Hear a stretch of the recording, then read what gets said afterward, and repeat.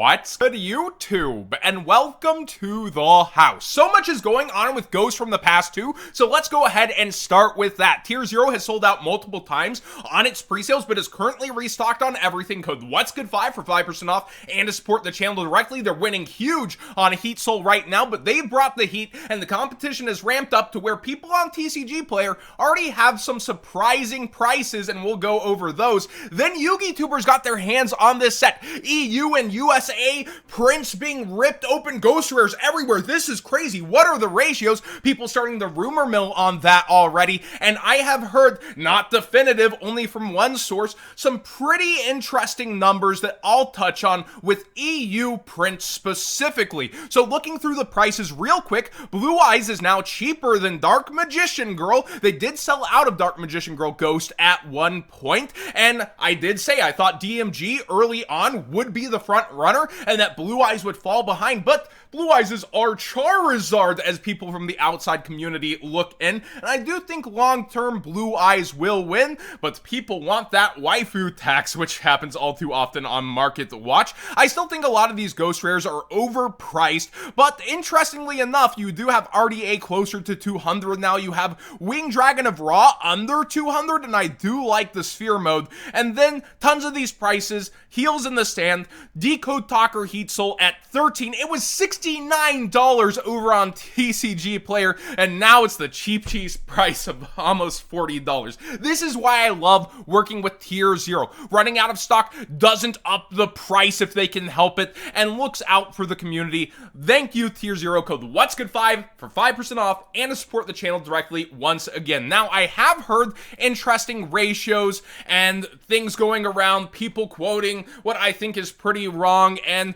early on, you're going to hear a ton of numbers. I'm already hearing them. What I'm hearing right now, though, from the more reliable side of things is, for EU print specifically, it's closer to 3 ghosts per case than 2. So Konami's over-delivering on that promise, even taking math into the equation, because there's now 20 cards per tuck box instead of 15, meaning you would have to, like, 2.25 the amount of ghost rather than just 2x, and I was like, well, how many cases will have extra ghosts? It appears that it is a very good amount per case, closer to 3. Now, it's not like Haunted Mine, you're seeing it every little display or whatever, but you are seeing a very good amount of ghosts compared to the previous year, and Konami sounding like, at least for the EU, over-delivering. Also, the short prints sound better than Ghost 1 in terms of quantities. If I recall, some of the shortest shorts were around 4.5 per case. We're seeing around 5 to 7, apparently, of most of the shorted ultras, and I'll get that spreadsheet up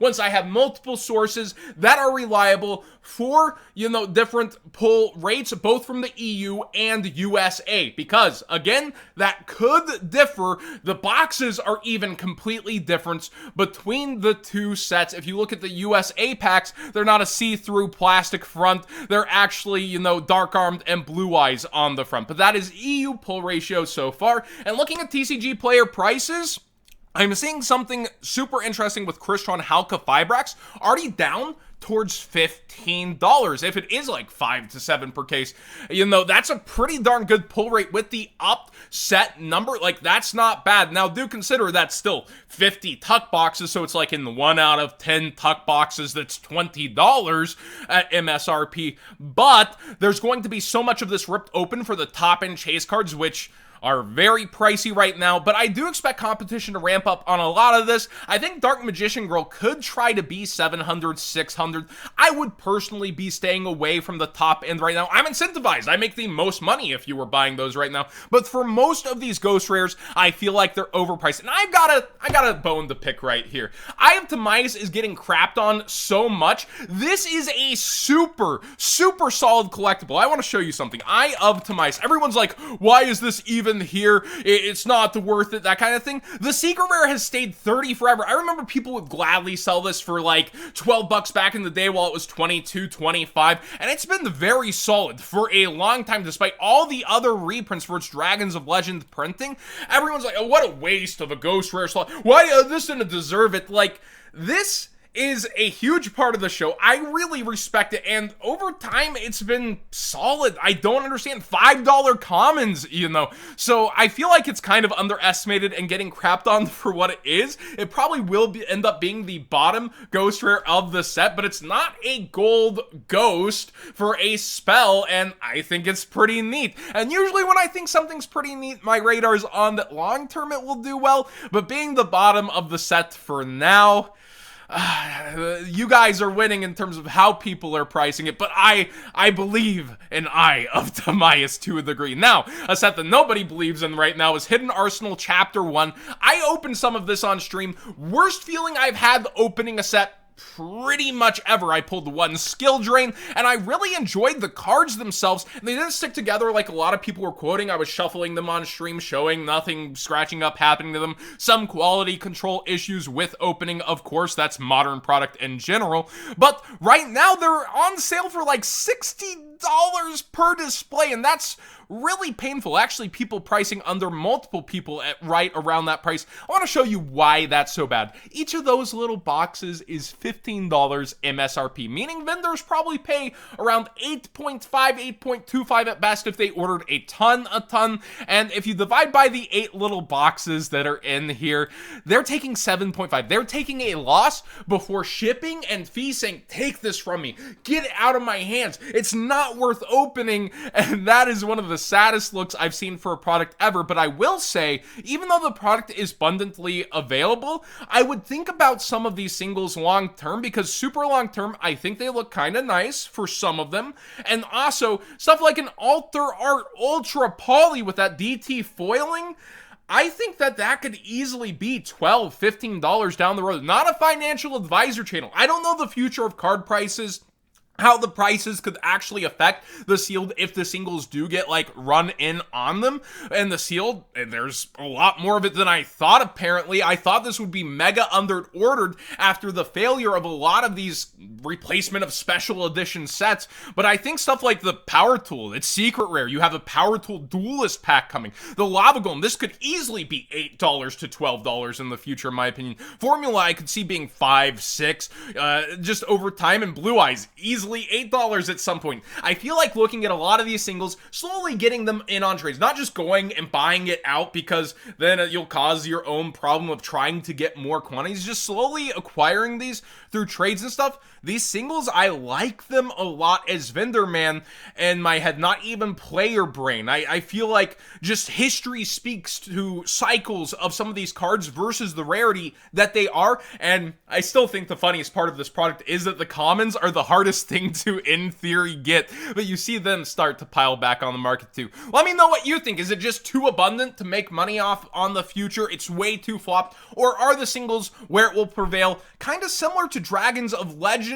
the complete series box, where some of those singles aged very well, very fast. I think that this could just shut down on getting opened, and a lot of these are where the money will be made. Now, on I Told You So watch, I penny stonked this a while ago. Somebody in the Discord pointed out that with all the Earth Machine stuff, Therion stuff going kind of crazy, that this super rare had spiked, and I called this out as a penny stonk a long time ago, and you can just see over time it doing very well for itself. Also, I said Sales Ban would be a way worse crossout designator, and people came to defend this while it was $15, and now you have a much better opportunity to buy this at $5 if you still believe in it. This to me was kind of like Heavenly Zephyr, where you read it, you get hyped about the effect, but then you think about the practicality of it, and it's just not as good as the other options. And what's winning right now? Crossout Designator. It's in a lot of top cut lists. People are starting to get into their deck building around this and give into it and go with that kind of gameplay. And on the front page, it's already at $40 from top-rated sellers, although quite a quantity with that top-rated seller there. So it is continuously going up in price right now. Once in a while, I gotta say I told you so for those failures I had, like thinking Yana Majesty would end up being a good set from initial reception, as well as, oh yeah, Phantom Knights, I'm on that deck, it's gonna do great, and then, well, this ain't the OCG, now is it? So I have my wrong calls, of course, with my right calls. Everybody does. Like, if you're in here trying to act like you're perfect at shooting your shot on YouTube, you're not doing it, and people will be able to find that real quick. Forbidden Chalice continues to go up. I feel like this is seeing less play overall, yet the higher end versions of this continue to go, and I do feel like it's on the constant YugiTube cycle of, oh, you're playing budget? Well, there's Chalice. It's no droplet, it's no replacement, but there's Chalice, and the lower end Chalices continuously have gone up due to that too, to being $2 for almost every copy, despite so many printings. But the super highest end just slowly, casually continuing to rise up, and you do have past format play, I suppose, also with the interest of flexing on your budget options in the current format. Totally awesome as a lot of people look at Spike level rank 2 stuff, have been staring this down, and the Mega Pack version is going, the original is going, I told you to get in on these earlier on, and now the gold letter rare sales rate is starting to go up, and the price is maintaining right around $10. That's another one, $2, so I guess I told you so watch continues a little bit, but you would have been on these for a very, very long time. Time is also money, opportunity cost, but hey, not a financial advisor channel, right? I don't know your bankroll, how long you can hold on to stuff, and that's why, like, people get really itchy. They're like, I've held on to this card too long, it's weighing me down, and they can't necessarily, diamond hands a card, but you're 5x on value if you got onto this early on in Gold Series, a little under a year and a half ago, but would you have sold at 5? Would you put it into something else? These are the kind of questions people end up asking themselves. Swap Frog ulti, we pointed out, was up, but the Ultra is starting to go, and it's barely above the common still, despite it starting to go. So if you're looking for the mid option, Ultra Swap Frog's pretty well priced right now, and they're a couple years old out of Dual Overload. Super OTS Dupe Frogs are shooting way high in price. Oh my gosh, near $30. And then Ronin Totem Supers also going, never as popular as Dupe Frog for some reason, but near $20 as well. Somebody pointed this out in the Discord, and I just want to talk about it real quick. Magician's Valkyria Ultra, and the jump is actually rising in price. I believe the lowest available is near $16 or something like that. I looked earlier, but I just want to make sure I'm not misquoting. Yeah, here we go. Around $16 for an ultra rare. She looks like Dark Magician Girl, but the other ultra rare versions out of a structure deck, and I don't believe it just came with like every version of the structure deck. There was something weird with the release of this, and it was super hard to get, and you can see the buyout moment happen, and then an actual sale happen on this, and not many quantities there at all. There's only the Korean, so it's just super hard to get, despite jump usually being way ahead of something like a starter deck ultra. This is super hard to get. If you know the history of the release, go ahead and comment down below. I'm boomering out a little on this, but I remember it just being super hard to find this version back in the day. Volcanic Queen, only one printing. Bad Kaiju eats your normal summon, if I recall. Yeah, this card is interesting, and yeah, you cannot normal summon or set this turn. It is a level 6.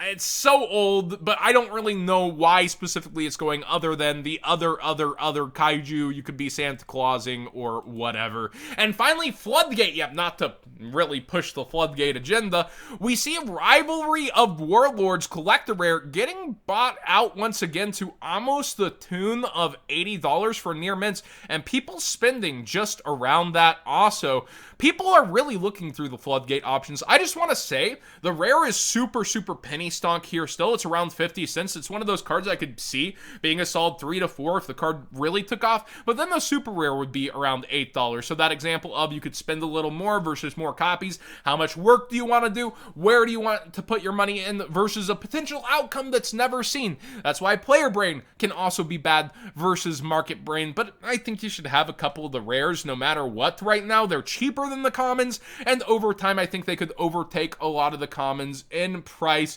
save the Dark Revelations one. DR gets a lot of hype, so maybe DR would be even better to get than the rare considering the history, but DR4 is where it's really at if you're a boomer, and DR1's kind of like, along with DB1, DLG1, the new wave, the new hype, and we'll see how that continues to pan out for people as they do these backwards buyouts. That being said, what do you think of Floodgate Yep right now? What do you think of so many people trying out different things in the metagame with let's slow down and play some traps? And then how Ghost from the Past 2 is going.